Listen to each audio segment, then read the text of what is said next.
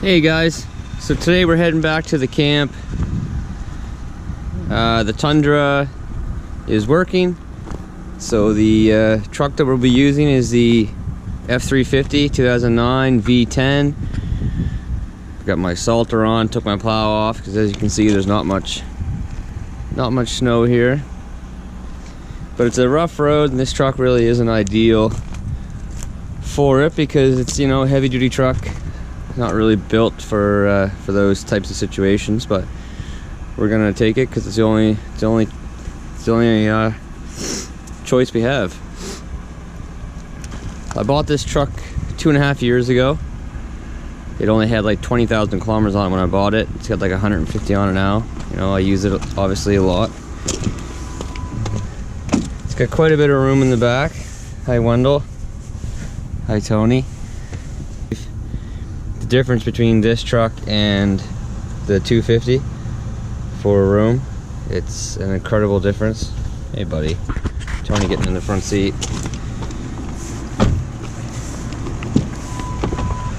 You know, it's a nice truck. It's a Lariat. It's got heated seats, you know, heated mirrors, power seats, you know, all that stuff. Obviously they've come a long way. Come a long way since this year, since 2009. But you know, it's still in good shape. Got the General Grabber X3s, which I love. They're great tires, especially for the price. It's got a few nicks and bangs, you know, since I had it. It was absolutely immaculate when I got it, but you know, doing what I do, they can take a bit of a beating.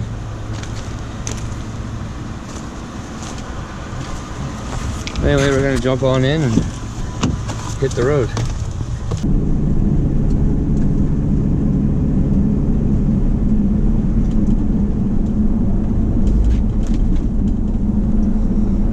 Yeah guys, so like I was saying, I bought this truck in, it was 2 years ago this August.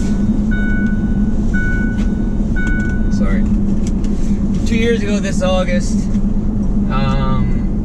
It only had like 28,000 kilometers on it when I bought it. It was an older couple who had it in BC. They moved down to New Brunswick, towed their fifth wheel with it, and it basically sat and did nothing.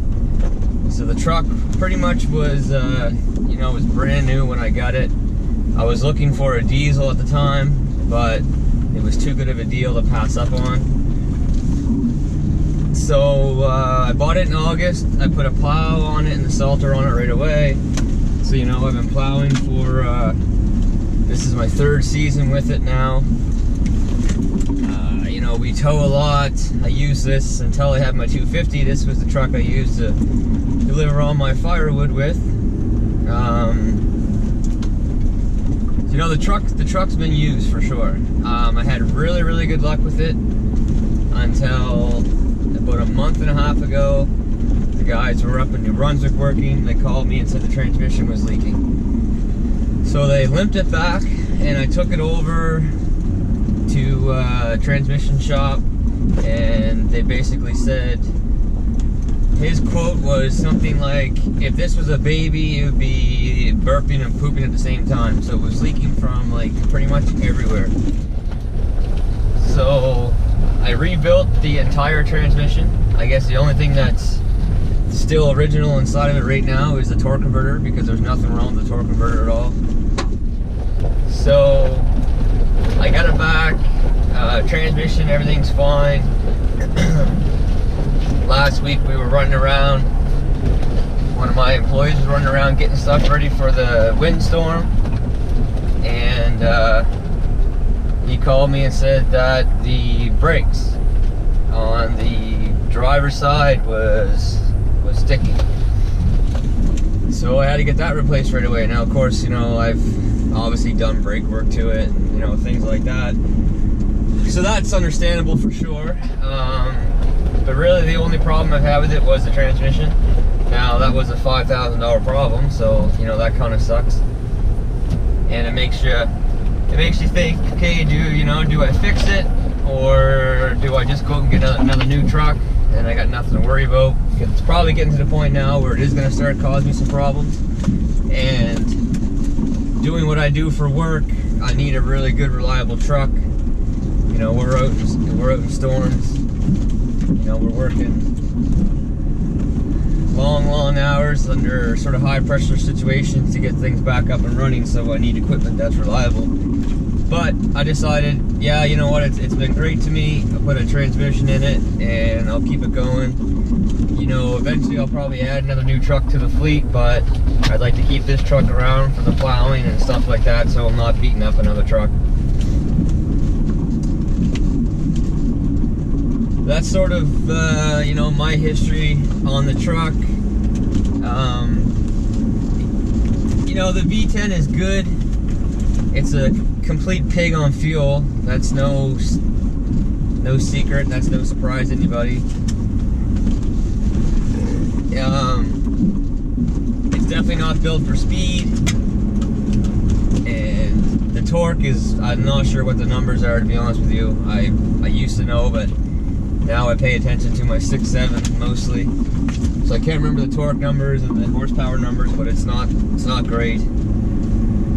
You know, I towed a trailer the other day with this, just a 12x7 enclosed, with the bike in the back of it and a couple generators, I think, and just being used to my new truck, to my 6.7, you know, going up, you know, 6 degree grade, towing pretty good weights, you know, 10,000 pounds or so, and the truck very rarely does it even shift down. It just pulled its way up the hill, and it's got, you know, no struggles whatsoever. I got into this, and it's, you know, it's screaming the whole way, but it's understandable. It's a gas engine, it's a V10.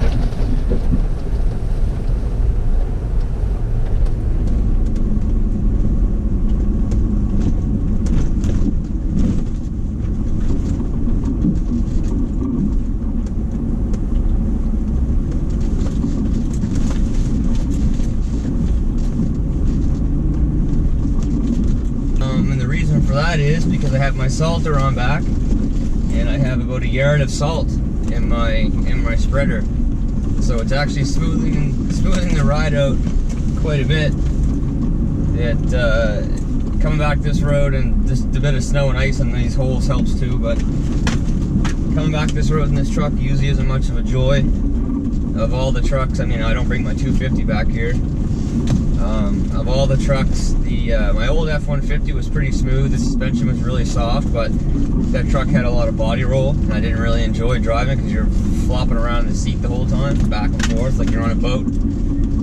But the Tundra is great, especially if I air my tires down to, you know, like 25, 30 pounds. Coming back here, the Tundra handles it really well. You know, I absolutely love that truck. I've said that many times before. If I was going to buy a half-ton, chances are it would be a Tundra. The reliability is you know, top-notch. But we're in this truck, so we'll sort of focus on this truck right now.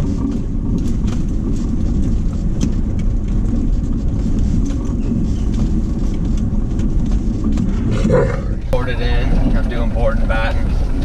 The batten's not on yet. I had all the underlay down for my metal roofing, and we had two of our worst windstorms we've had in 10 years, and which kind of played hell on the roof. So I'm going back today to try to get the roof closed back in with the underlay. We're supposed to get like 70 millimeters of rain in the next couple of days after today, so I want to get that tight so the boards aren't, you know, getting completely smacked and beat with water. So that's my plan today. Pretty much been building it with just me and my father. So the two of us, you know, it takes a while to build something with just two people. And, you know, we're not carpenters by any stretch of the imagination. And I've had a couple carpenters back here at certain times, just looking at how it's going, and they said that we're actually probably overbuilding the camp. But, you know, I want to make sure that the thing lasts, and it's I don't want to be laying up in the loft one night, a gust of wind comes, and all of a sudden we're laying on the floor. But it's about a 6-kilometer drive back here. You know, you're pretty much doing between 10, 15, and 20 the whole way back, so it takes a little while to get back.